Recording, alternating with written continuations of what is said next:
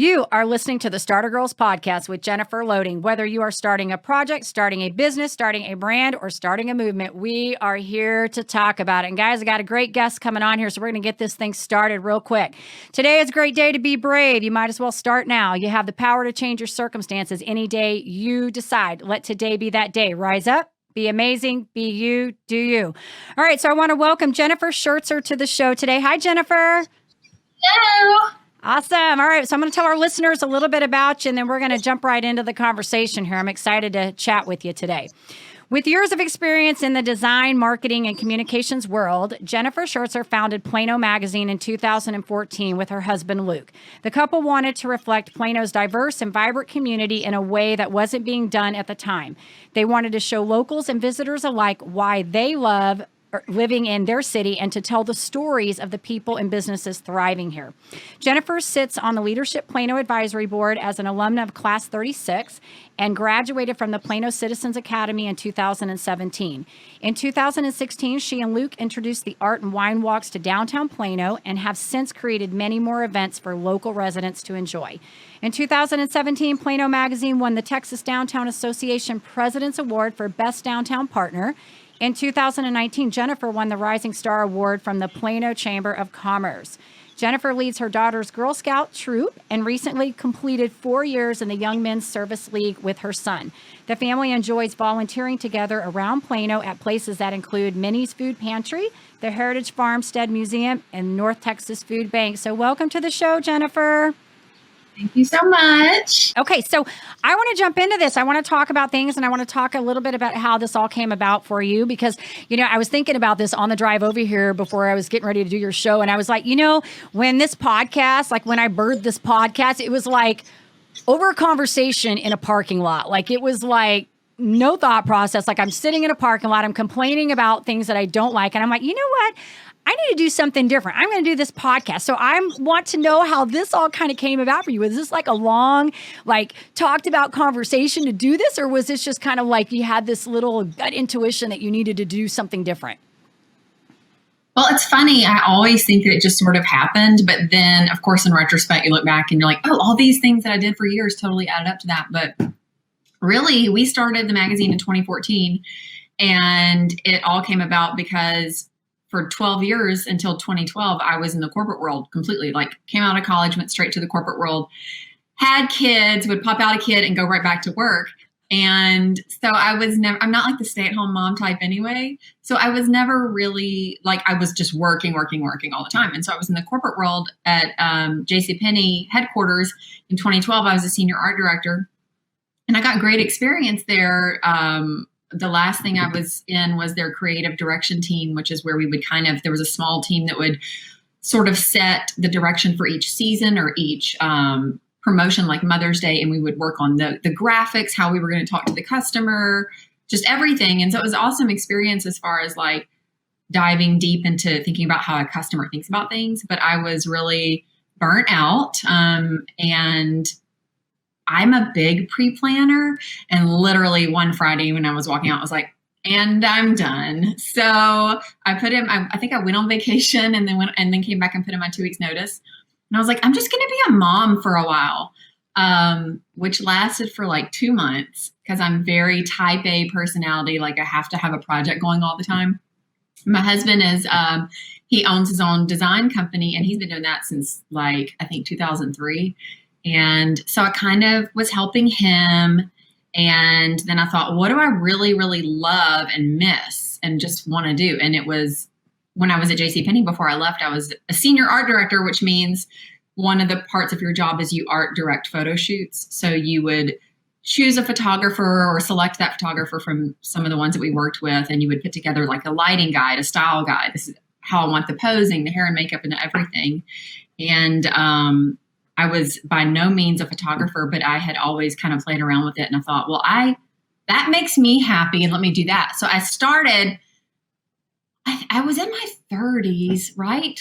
Yeah, I was in my 30s by then. And I just sucked it up. And I went to one of my husband's clients, which has several magazines in Dallas. And I was like, can I be a photography intern? Unpaid. So it was me, I have 2 kids and I went in, I was a photography intern with all these kids in college. making $0. And I was told that my work was, bad and, like got some really harsh feedback, but all of it really helped me. So I was enjoying that. But as I was doing that for that local magazine in Dallas, I was little by little making these connections. And so like after a couple months, I would go do a photo shoot somewhere for the magazine and they would be like, oh, do you know so-and-so? And I'm like, yeah, I do. I just met them a few months ago, but it was all down in Dallas and I live up in Plano. And so it was kind of like in the back of our head, my husband and I had always thought, how cool would it be to do a local magazine that looks more like an art book? Because, just most local magazines, they're a shoestring budget. They might have great writing. They might have some good photography, but it's very much templated. It's just very kind of stripped down, bare bones, Most of it's just a vehicle for advertising and doesn't look awesome.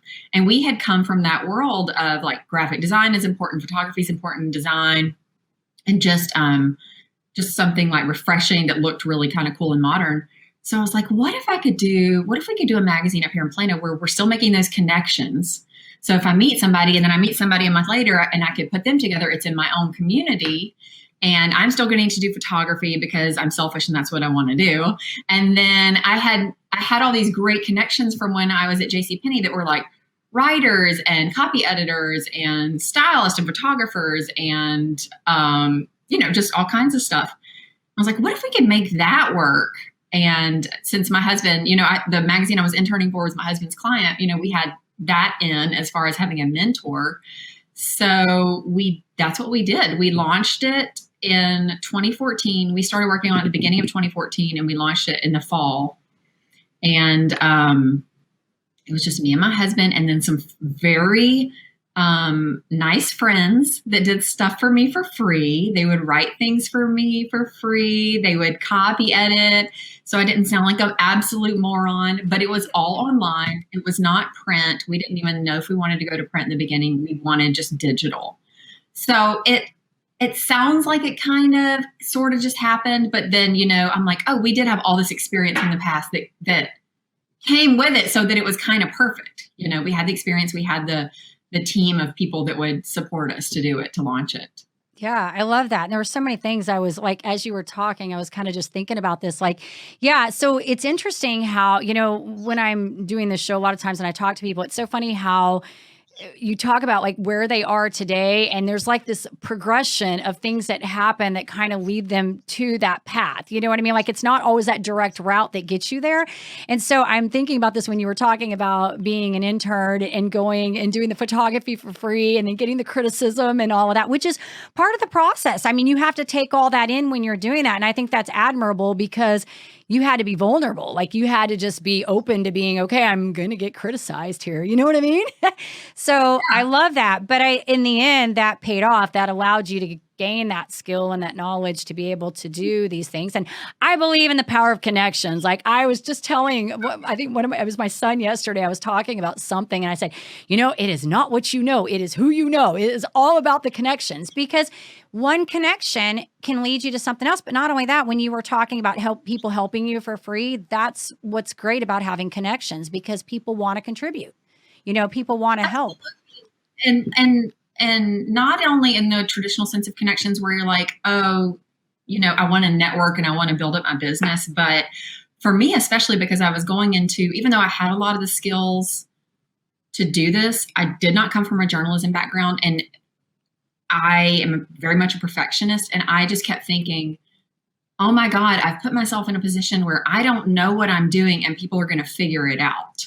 And I kept thinking, just fake it till you make it, fake it till you make it. But really what I did, any area that I just didn't know, I just found friends or friends of friends or contacts that were experts. So like in the beginning, it was all my copy editor. It was like, just please don't make me look stupid. Please help me. And so now I feel, we've been doing it for 6 years and now I feel pretty secure in all of my skills. But at the time I knew there were some things I did know and some things I didn't know. And if I didn't want to be fake about it, I had to bring in my contacts that were like absolute experts. And so they really, and it was such a labor of love. It was so many times that it was just friends sitting us down and saying, this is how you do something.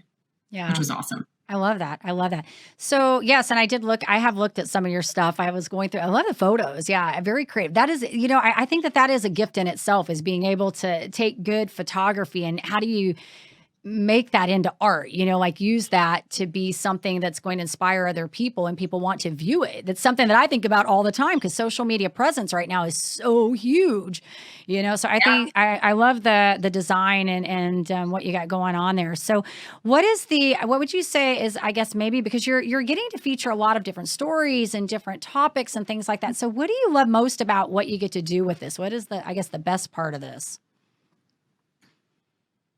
It's funny because it changes, but right now, and especially with all this COVID mess, I realized the best part of my job is really getting to meet all the people. At times it was, yes, I get to take pictures, or yes, I get to go meet someone that I've admired and now I have an excuse, or now I get to make, a pretty magazine that I like. But now it's just really, the connecting with people. So it benefits me because I have this amazing support system, but then connecting people with each other, because I've met so many people now at this point that a lot of times someone will say, oh, I really need this. And I'm like, oh, I know somebody that does that. So really it's the meeting people, it's telling their story. It's a weird business I'm in, because a lot of times what you do is you make a magazine, and maybe you feel like this too with a podcast.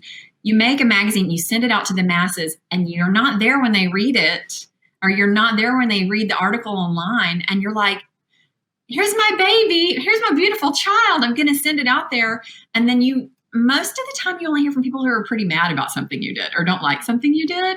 So it's really weird that you don't get to experience what people think about it, at the time. But that's been one of the things I enjoy, is telling people stories, and hopefully, it brought them some business if it's an up and coming business, or, they got to connect with someone because of that story. So really it's, in the beginning, it sounds kind of cheesy, but in the beginning I thought we were just like telling people about events and restaurants.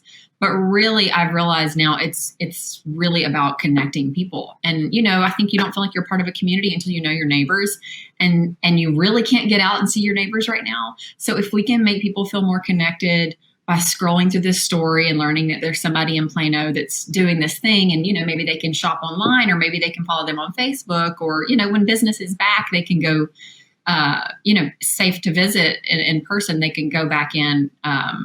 So I don't know. That's just the best part of all this. I love it. No, and you couldn't have said that better. I love it. That's it, what I would have said. It is. It's all about connecting people. It is. And it's so interesting how you talk about, like, in the beginning what it was, and then how it became this whole connecting. There's something that happens magical when you're doing whatever that creativity is. I coach people all the time, and I talk about this, finding flow moments and having this creativity in your life. But when you can take that and use that to impact, it's monumental, and when you realize that it's really about, you're bridging gaps, you're bringing people together, and that's what you do. You essentially get to have that opportunity to bridge your community together. And I think that's incredible. I just think it's awesome. So where do these magazines go out? How do they get these magazines? Okay. So normally before COVID, which is now our answer to everything, right? Every question has two answers. Well, before COVID and now. Right. So we have a planomagazine.com, which is obviously a lot. That's how everybody's getting our information now. And then before COVID, we would print 30,000 copies, and they would get distributed to Plano households. Okay. So 28,000 would go to the same house every time, and then another 2,000 would get mailed to doctors' offices. Gotcha. And really we decided to do that just because when we were starting, we kept hearing from our advertisers, we want to go to the same houses every time. So don't put us in don't put our magazine in racks, because we don't know who's picking it up. They may pick it up once and never pick it up again. So that was just one of the things that led us to do it that way, as people wanted to get it every time. But we don't mail our magazines. We actually have people deliver them to your front door. So when all the COVID stuff started, we were, it changed every day, right? It still changes every day. We were literally like about to send out a magazine, and we're like, I don't think we can have people walking around through the neighborhoods putting this on doors. So then we just stopped. And now, just because of the way that financial environment is, so many of our advertisers are adversely affected by the COVID right now, they can't be open, or they're open in a really limited sense. So of course it's affected our advertising as well. So just to scale down, we're not printing right now. We probably won't even print for the rest of this year. But what we did, which is kind of, it's weird and exciting, is we tried to take a bad situation and make it better. So we've just really doubled down on our digital presence and put a lot of attention behind that and money behind that, so that people are seeing the digital issue and then the daily stories on the website a lot more. I love that. I love that. And so who would you say has been your, I guess, maybe an influencer in your life? Maybe that, it could be somebody that inspired you to help with this, or maybe just somebody throughout your life that kind of had an impact on who you are as a person today. It's a hard question. I know it is. I know. It's a hard question, I think, because I've been really lucky and spoiled that I would say multiple times a year, someone comes in that I meet through Leadership Plano or through the chamber or through downtown Plano or whatever, that becomes like, I've just had so many people that have stepped in as not, I don't want to say a mentor. It's not like they took me on as a project, but just, I've been lucky to be able to bend the ear of so many people. But I think so much of my personality and the way that I just operate boils down to, I have a lot of strong female role models in my family. And you take that kind of thing for granted, but then you see how other people's families operate, and you realize, oh, that's not how everyone is. And, I told this story. We do in September every year, we do a women's issue. We call it our Girl Boss issue, and we select women to feature and all that. And it's really fun. And I told this story a couple of years ago, but I remember one time I called I don't know if I called my mom or my grandmother. But my stepdad answered, and I was like, where are they? And he's like, oh, they're on the roof. They're fixing the roof. And it was my mom, who's 60 at the time, was 60, and my grandmother that is 80 at the time, and they were on the roof. I'm like, that's what full-grown men do for their jobs. And they were like putting some shingles on the roof. But that's just like a funny story about, we've always had women in our family that are very outspoken. And I know that's not always the case. A lot of women feel like they can't really speak their mind in whatever situation they're in. But, I'm lucky that my husband allows me to be a big mouth. But it's really, I think, so many maternal role models in my family that never waited for anybody to give them permission to do stuff. Always just took the initiative and felt like, oh, well, this is what I got to do. So I'm going to do it. I'm not going to have a bad habit of not waiting for permission. Hey, that's okay. Do what you got to do, right? I love it. I'm kind of the same way too. So what you're saying resonates with me too. I come from a bunch of strong, bossy women too. So when I say we're all like that, we have something to say, we're just going to say what we got to say, right? We'll apologize later. So I love it. I love the shingle story though too. That's good. That's great. So I want to ask you some fun questions, and these weren't in the question, but I promise, Jennifer, you're going to be absolutely fine on these. These are super easy. I always like to do these just to have a little bit of fun with you. So, are you a morning or a night person? Oh my God. A night person. Night person? A lot of my creative people are night people. I think creative people are. I don't even know what time I would go to bed if I didn't have a family here that kind of had to function like normal. I mean, like anytime anyone has an 8 a.m., even like an 8 a.m. Zoom call, I'm just like, ugh. So yeah, I have to set an alarm to get up, and it's not even very early. It's kind of embarrassing. That's so funny. But definitely I get a second wind in the evening, and that's when I want to read or watch a documentary or whatever. And I think a lot of moms do that too, because you're with your kids until they go to sleep, and then that's your downtime or your time by yourself. But for sure, I could be up all night. That's so funny. I was a night person for a really long time, and I don't know what happened. Now I'm like at 10 o'clock, I'm like, okay, mom's getting tired. My son always wants to watch a movie. And I'm like, Sean, you got to start the movie before 10 p.m. because I'm like not going to get past 10 minutes of this movie. Okay. And he's like, we just sat down to watch it. But, we got to plan this a little better. So, all right. So are you a cat or dog person? Oh my gosh, we have both. It's weird. I don't think I'm a cat person because my cat, I don't know if I can say bad words on this show, but he's you can say whatever. My cat is such an asshole. His name is Checker. He's orange. And then we have a dog named Zeppelin, and she's like the best ever. So I think 3 of the 4 people in this house don't like the cat. I'm the one that tolerates the cat. This is so funny. So I think that I'm secretly a cat person because when I lay down at night to watch TV, he does lay on me. But then during the day, I'm just like, oh, you're such an asshole. That's so funny. This is why I love these questions. I find out some really good information about people. I have cats and dogs too, though, and they've all got their own personalities. And it's just like I'm like, if they were humans, I could like peg certain people in my life that they could actually be my animal, or something like match them up. We always do their human voice. We're always like, what do you think their human voice is? And our cat is an old, super irritated man. And then our dog is like a teenage valley girl. That's so funny. That's so funny. I'm cracking up. All right. And what would you say is your favorite food? Okay. My favorite food is probably chips and salsa. I like chips and salsa. Tacos. But the thing is, it's risky saying your favorite food is chips and salsa because then people always ask me what my favorite is.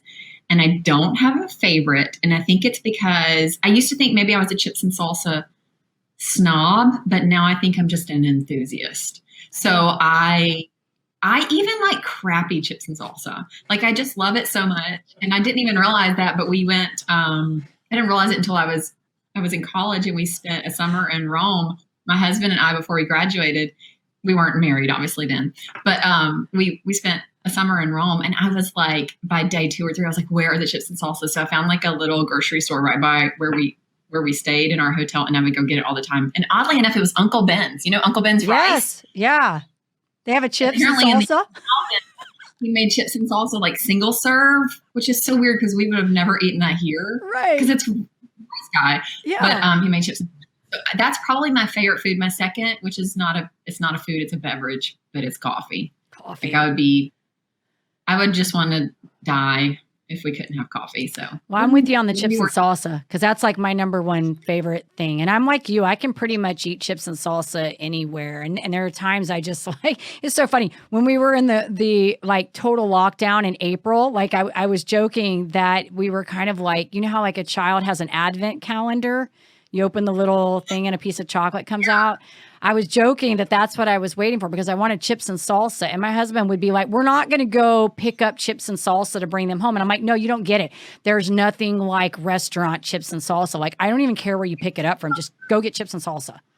Seriously. No, you can't even get it it's just not right from the grocery store. I mean, I will eat it because like I said, I'm an enthusiast, not a snob. I will eat the like paste picante and stuff like that, but it's so much better from the grocery from the restaurants, like they're freshly made. Yeah, I'm with you on that 100%. With you on that, but yes, I can't eat. I'm hung up right now on Julio's chips right now. Those are I'm like, I don't even eat carbs, but man, if I buy a bag of those, I can polish half a bag off like fast. So good. They are. They are. So look, we're gonna get hungry if we sit here long enough. So if you could be any character or superhero for a day, what would you pick? I don't have an answer, but I'm going to cheat and just give a superpower. Can I just tell you what superpower? Yes, let's go for it. Oh my God. So there was this movie that came out probably 20 years ago. I don't even remember what it was called. I think it was called Jumper. And it was the guy that played young Darth Vader. Okay. See, I'm really bad. Was it Jumper? I'm trying to think what that is. Hayden Christensen. Hayden Christensen? Yes, thank you. Chris is back here saying Hayden Christensen. I was going to ask Chris. He could either like blink or snap and he would transport or teleport or whatever, but he would immediately be somewhere else. And I thought that would be so awesome. You would never have to buy a plane ticket ever again. And then you could just be anywhere. You could be like, tonight we're going to Paris or tomorrow we're going to Rome.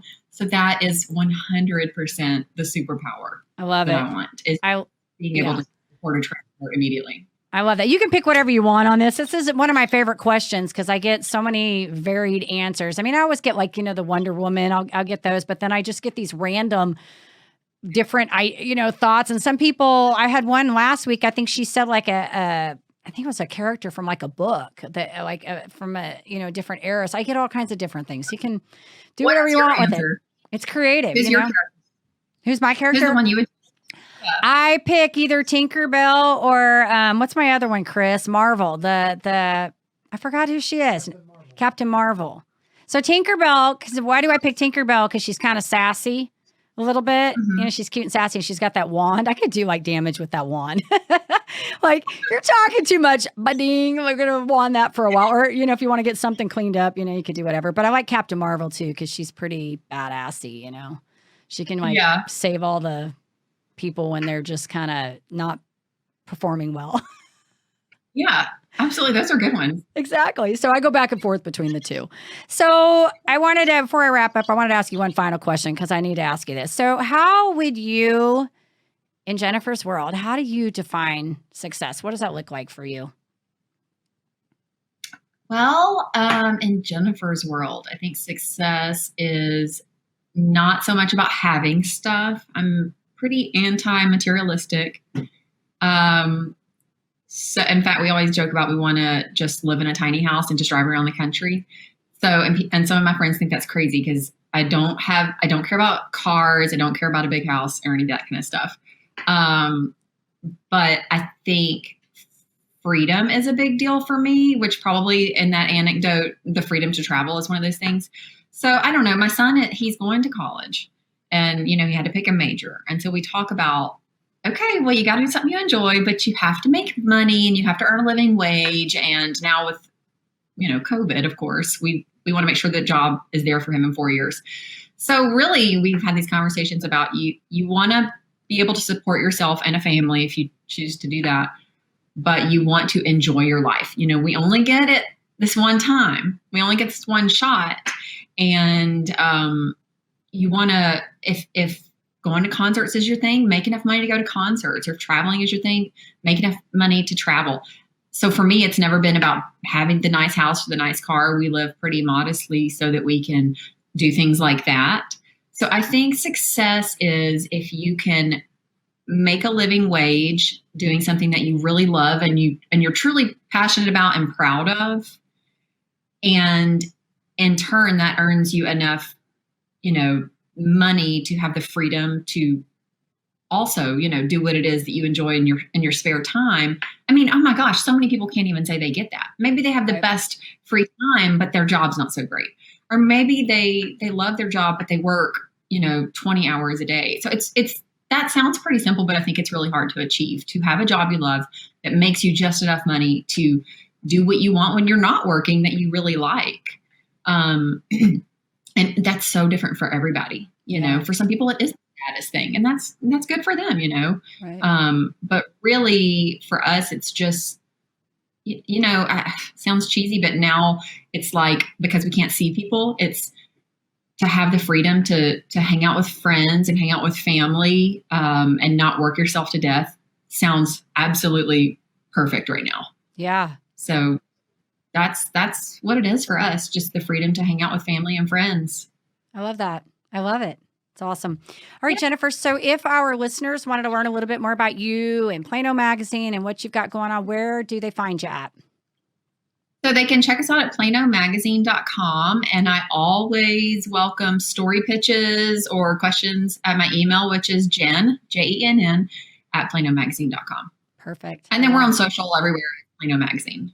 Love it. Love it. And there's great pictures on there, so they need to check it out. Articles and great pictures. I'm a picture person, so I like to look at all the viewings that you got on there. So you're doing good stuff, and I love it, Jennifer. I love what what you stand for, and this has been fun. I've enjoyed getting to know you a little bit on here, and thanks for being patient with all our rapid fire questions today. So I do want to say to our listeners, if you enjoy our podcast, of course, please be sure you give us a rating both on iTunes and Facebook, because we can't do this without you, and hit the subscribe button on YouTube.